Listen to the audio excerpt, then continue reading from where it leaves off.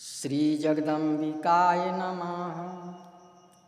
श्री दुर्गा सप्तशती सातवां अध्याय चंड और मुंड का वध।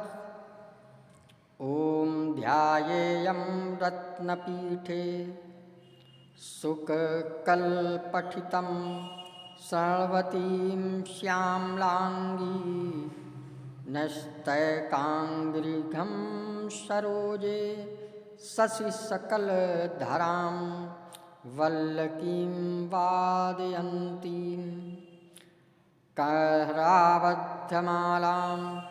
नियमतविलसञ्चोलिकां रक्तवस्त्रां मातङ्गीं शङ्खपात्रां मधुर्मधुमदां चित्रकोब्धासिभालाम्। ॐ ऋषिरुवाच आज्ञप्तास्ते ततो दैत्याश्चण्डमुण्डपुरोगमा चतुरङ्गबलोपेता ययुर्भ्युद्धातायुधा दादृशुस्ते ततो देवी मीषद्धासां व्यवस्थितां सिंहस्योपरि शैलेन्द्रसंगे महति कनकाञ्चने तेजष्टा तां समादातुमुद्यं चक्रुरुद्यता आकृष्टचापासिधरास्ततान्ये तत्समीपगा तथा कोपं चकारो चैरम्बिका तानरीन् प्रति कोपेन चास्यावदनं मसीवर्णं भूत्तदा भ्रकुटिकुटिला तस्या ललाटफलकाद्युतं कालीकरालवदना विनिष्क्रान्तासिपासिनी विचित्रखट्वाङ्धरा नरमालाविभूषणा द्वीपीचर्मपरिधाना शुष्कमाशान्तिभैरवा अतिविस्तारवदना जिह्वाललन्भीषणा निमग्ना रक्तनयना नादापूरिद्युङ्मुखा सा वेगेनाभिपतिता घातयन्ती महासुरन् सैन्ये तत्र सुरारीणां भक्षयत् तद्बलम् पाशुलग्रहाकुशङ्ग्राह्योद्धघण्टासमन्वितान् समादायैकहस्तेन मुखे चिक्षेपवारणान् तथैव योद्धं तुरगैरथं सारथिना सह निक्षिप्य वक्त्रे दर्शनैश्चर्ययन्त्यतिभिवैरवम् एकं जग्राकेशेषु ग्रीवायामथ चापरं पादेनाक्रम्य चैवान्यमुरसान्यं पथोपोथयत् तैर्मुक्तानि च शस्त्राणि महास्त्राणि तथासुरैः मुखेन जग्राहारुषा दशनैर्मथितान्यपि बलिनां तद्बलं सर्वमसुराणां दुरात्मनां ममर्दा भक्ष्यच्चान्यान्यांश्चाताडयत्था असिना निहता केचित् खट्वाङ्ताडिता जगमुर्विनाशं सुरा दन्ताग्राभियतास्तथा मैं मातंगी देवी का ध्यान करता हूँ। वे रत्नमय सिंहासन पर बैठकर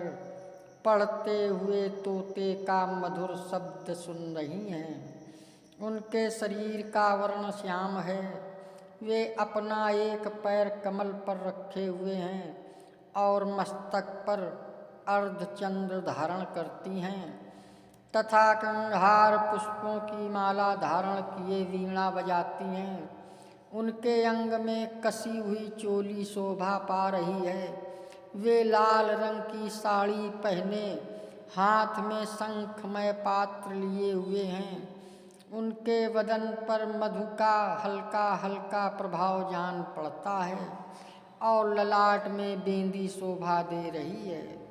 ऋषि कहते हैं, तदंतर शुभ की आज्ञा पाकर वे चंडमुंड आदि दैत्य चतुरिंगणी सेना के साथ अस्त्र शस्त्रों से सुसज्जित हो चल दिए।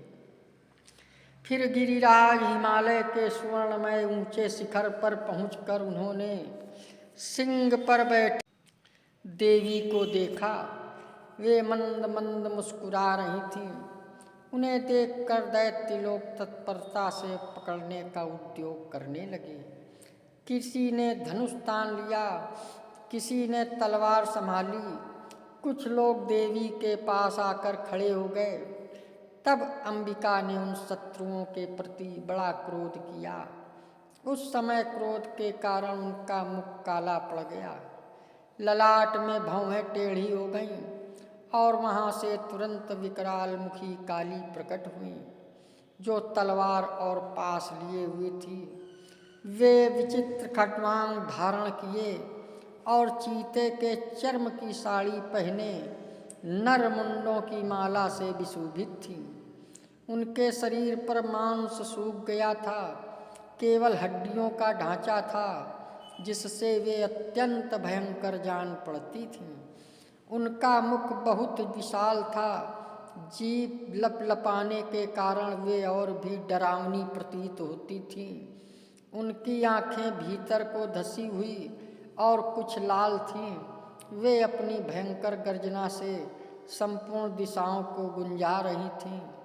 बड़े बड़े दैत्यों का वध करती हुई वे कालिका देवी बड़े वेग से दैत्यों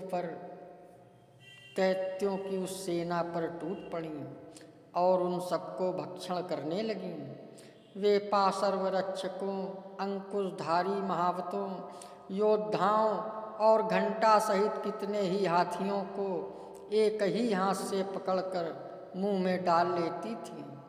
इस प्रकार घोड़े, रथ और सारथी के साथ रथी सैनिकों को मुंह में डालकर वे उन्हें बड़े भयानक रूप से चबा डालती थीं। किसी के बाल पकड़ लेती, किसी का गला दबा देती, किसी को पैरों से कुचल डालती और किसी को छाती के धक्के से गिराकर मार डालती थीं। वे असुरों के छोड़े हुए बड़े बड़े अस्त्र शस्त्र मुंह से पकड़ लेती और रोष में भरकर उनको दांतों से पीस डालती थीं। काली ने बलवान एवं दुरात्मा दैत्यों की वह सारी सेना रौंद डाली, खा डाली और कितनों को मार भगाया। कोई तलवार के घाट उतारे गए, कोई खटवांग से पीटे गए और कितने ही असुर दांतों के अग्रभाग से कुचले जाकर मृत्यु को प्राप्त हुए। ये था श्री दुर्गा सप्तशती। अगर आप हमारे चैनल में नए आए हों तो सब्सक्राइब कर लें, लाइक करें, शेयर करें। श्री जगदम्बिकाय नमः।